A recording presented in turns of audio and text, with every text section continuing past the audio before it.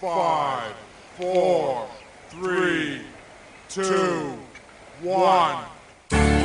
Yeah, come on, Blanca, let them know. Yeah, Manuel, yo. Free Will, God's Gift, My Curse. It is a one-man show that I wrote that is basically about how I grew up in church and I hated everything about it. 365 days. You know how many days a year church is fun? 2. Easter and Christmas. And some of you guys don't even go then. King's Kids Day. Anybody hear of it?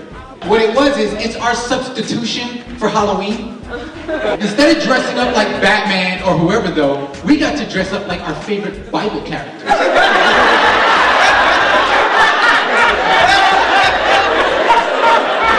And instead of trick-or-treating for like Reese's or Snickers, we were getting communion wafers and grape juice.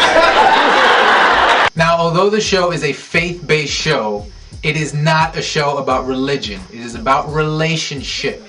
And the relationships I had growing up in church with different people, including certain individuals who didn't necessarily get the hint of what Christianity was about. Most people in church, good people. I'm not talking about everybody in church. Most people, good people, but not this guy. This guy, he thought he was on cloud 9 because he never, ever, ever took a sip of alcohol. So he spent the majority of his time criticizing drunks. Hey man, listen to me. Drunks don't belong in church, man. They sit there in bars, drinking that nasty stuff. It's never touched my lips, man. I'm holy.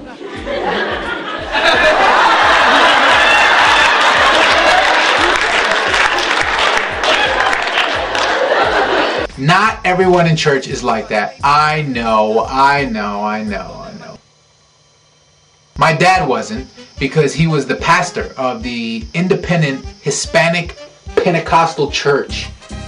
And he showed me a little bit about the Bible, a little bit about love, about discipline. Dad doesn't look very happy.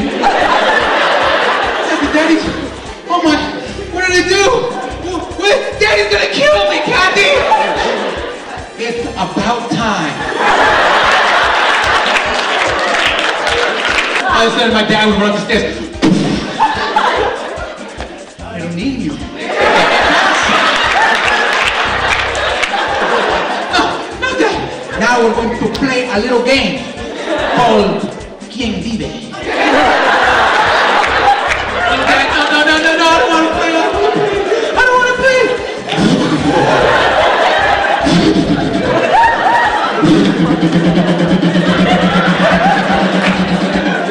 ¿Quién vive? Wrong answer, boy. ¿Quién vive? ¡Listo! ¡Y su nombre!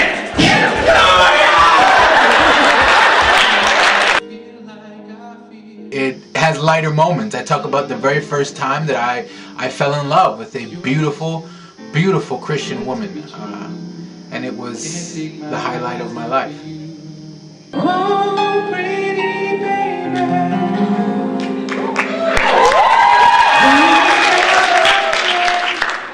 Oh, pretty baby.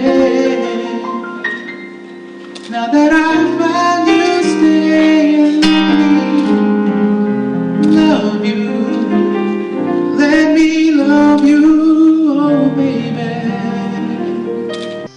The show is not preachy by any means. I'm not a Bible thumper.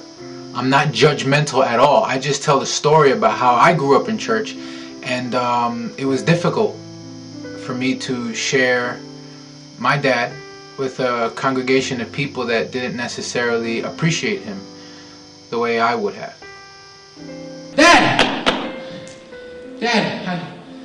I was just thinking maybe we could leave now. Maybe we could.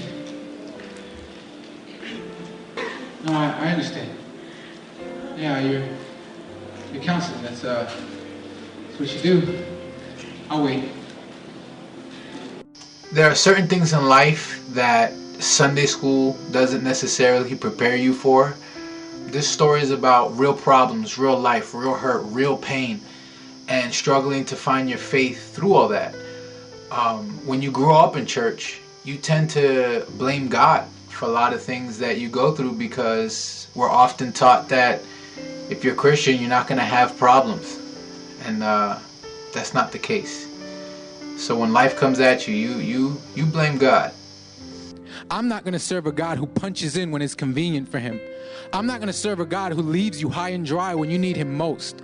When you claim the words of his scripture and he just abandons you. I want nothing to do with that. And you can move mountains, you can part seas, but one thing you cannot do is make me love you. So I'm done with you. I don't care if my family loves you. I know you're real. I've seen you work in other people's lives. But I want nothing to do with you. In my life, I've learned that even though we tend to give up on God at times, God never, ever gives up on us. I surrender.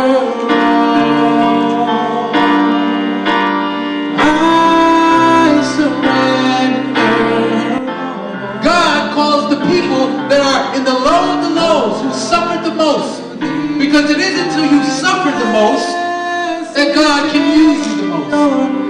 I surrender. This is my life. This is my story.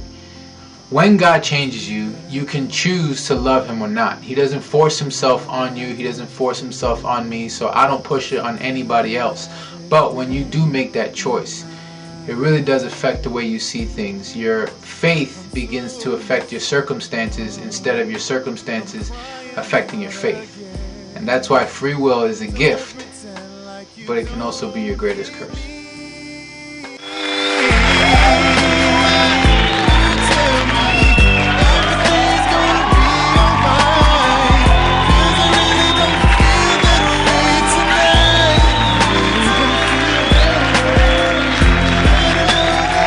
It was awesome. Huge blessing. There was a lot of things that I could relate to. Very good. God bless this ministry. Nick, I thought you were absolutely fantastic, and your ministry is wonderful. I really appreciate it, and you're great. We enjoyed it so much. It was just very inspiring. Love to come back and see you again. It was a great show. Lots of fun. My parents laughed. You did a good job. Nick, it was seriously awesome. You're amazing. It was funny and serious, and that's it. Sir, and I really enjoyed the performance. You were amazing. I loved it. Thank you. The show was wonderful. It was a blessing to be here. I think it's great that you're using your time for the Lord, and the message is very effective. Okay. I thought the show was great. It had a lot of good, clean humor in there. I thought that was pretty admirable. You know, most people have to sing pretty low to get their humor across. Hey man, he's awesome. He's really talented, man. He can go way farther. Excellent.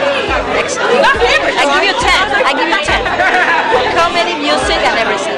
10. Thank you for the laugh. It was so fun, so fun. Hi Nick, I just love what you just finished doing. My only regret was not bringing my son to this thing. It's wonderful. Keep doing it. God is definitely blessing you and blessing others through this. This guy was hilarious. I mean, it's good to have somebody uplifting and letting you aware of what Christ saw within us. You blew everybody away. I can't help but pray that what you said about grace was so in fact true. And who can take me from your embrace? It's not how many times I've fallen, but how strong is my faith that I can stand despite the shame and look you dead in the face and know the truth about the way you feeling towards me and don't